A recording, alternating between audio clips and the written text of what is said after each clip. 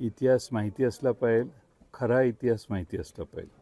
अलीकडे वेडावाकडा इतिहास मुलांच्या डोक्यात घालायचं काम काही लोक करतात, पण खरा इतिहास लोकांच्यापर्यंत पोचवणं आणि त्यासाठी नव्या पिढीनं असे किल्ले वर जाऊन पाहणे, भेट देणं, त्याला प्रोत्साहन देणं हे काम आपल्याला करावं लागेल.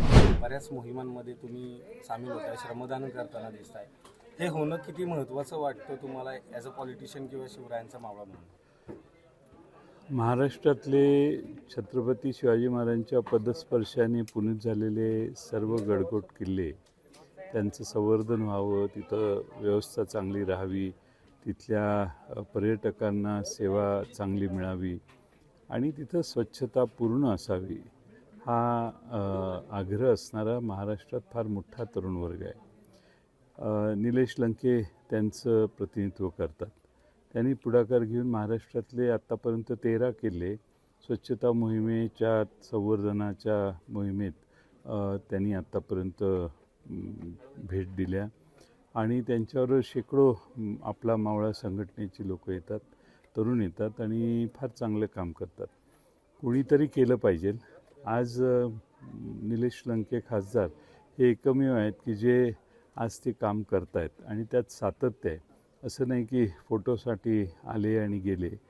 त्यांनी सर्व किल्ल्यांवर सौर ऊर्जेचे दिवे लावणे, बसायला बाकडे करणे, वर जाणाऱ्यांना वेगवेगळ्या ठिकाणी विसाव्याची केंद्र तयार करणे, वर गेल्यावर देखील पर्यटकांना काही सुविधा मिळाव्यात म्हणून आणि माहिती पत्रकं किंवा बोर्ड लावणे, अशा सगळ्या गोष्टी त्यांनी केलेल्या आहेत.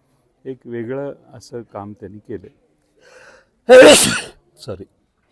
मावळा म्हणून या मोहिमांमध्ये सामील होणं किंवा येणाऱ्या पिढीसाठी शिवाजी महाराजांचं हा जो ठेवा आहे, हे याची जपवणूक होणं किती महत्त्वाचं वाटतं तुम्हाला? फार महत्त्वाचं आहे हे, कारण जो इतिहास विसरतो तो भविष्यामध्ये चांगली वाटचाल करू शकत नाही. इतिहास माहिती असला पाहिजे, खरा इतिहास माहिती असला पाहिजे.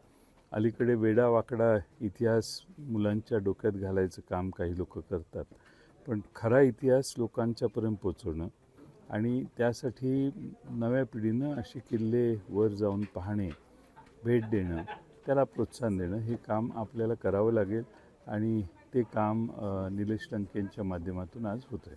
साहेब, शिवाजी महाराजांचं नाव घेतल्याशिवाय राज्याचं राजकारण, देशाचं राजकारण होत नाही, पण हा जो त्यांचा एवढा मोठा ठेवा आहे, कुठेतरी या ठेव्याकडे सरकारचं दुर्लक्ष होतं आहे. अनेक ठिकाणी जे किल्ले आहेत त्या किल्ल्यांवरती नादुरुस्ती आहे, दुर्लक्षित आहेत किल्ले.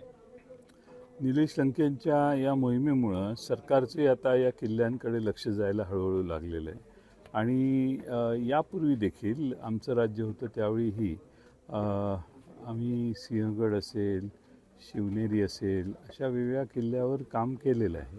आज अशा मोहिमांमुळं अशा किल्ल्यांच्याकडं सामान्य सरकारमधल्या अधिकारी, मंत्री यांचं लक्ष गेलं तर मला वाटतं की याला अधिक गती मिळेल.